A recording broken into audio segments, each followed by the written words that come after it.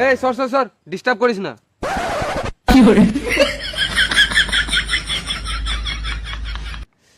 কি আরাম, এরকম আরাম কোথাও নাই। কাকা ডিমগুলো সিদ্ধ হয়ে যাবে যে। আর বলিস না ভাইপো, ঠান্ডাতে পুরো লঙ্কা লেবু চুমসে যেছে।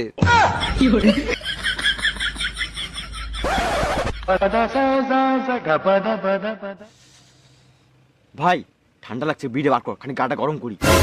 কাকা আছে, বিড়ি কি করে ধরাবো? আরে মারা ধরো তো, ধুঁড়ছে, কাকা বাল বুঝবে।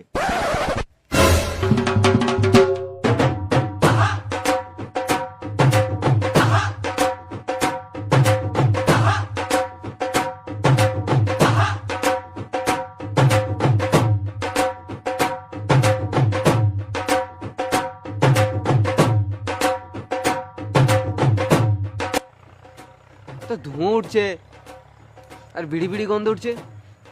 হ্যাঁ তোরা বিড়ি মারছিস নাকি?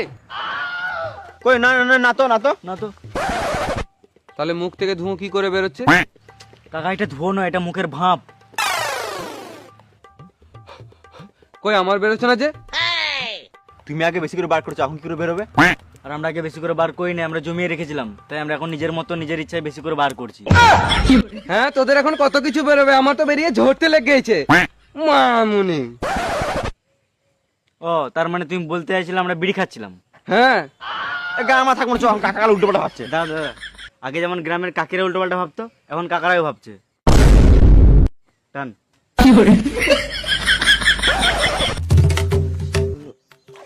এদের যে কত ঠান্ডা লাগে, আমার তো কোনো ঠান্ডাই লাগে না। ঠান্ডা ঠান্ডা আমার কাছে কোনো ব্যাপারই নয়, আর আমার ঠান্ডাও লাগে না।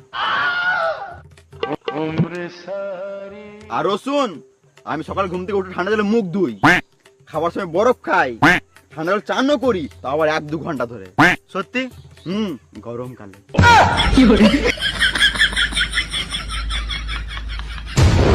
আর ঠান্ডা কালে সকালে চান করে না, তোর গাড়ি ক্ষমতা নাই। আর আমার কাছে ঠান্ডা কোনো ব্যাপারই নয়। বাল আমার, আমাকে আবার ঠান্ডা শিখাচ্ছে।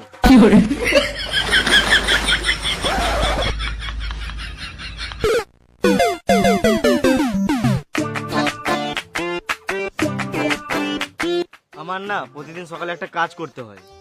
বেশ যা, সাইড থেকে মেরে আয়। এবে প্রতিদিন সকালে উঠে আমাকে পেট পরিষ্কার করতে হয়, এটাই আমার সকালের কাজ। বেশ বেশ যা, করাই। বেশ সুদারে আমি আসছি।